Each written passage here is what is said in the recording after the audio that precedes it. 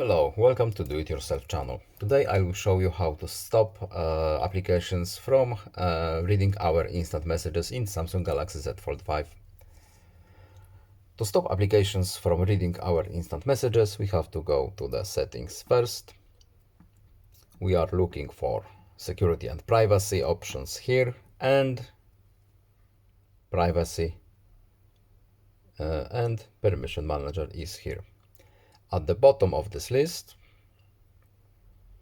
we have additional permissions, and in here, read instant messages. As you can see, one application is allowed to do so.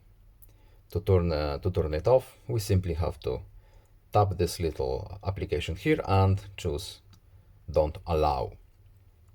Now we can back out to the main menu, and as you can see, this application is not allowed to read our instant messages anymore. And that's all. I hope this video was helpful to you. Please leave a like and subscribe. Have a nice day and see you in the next video. Goodbye.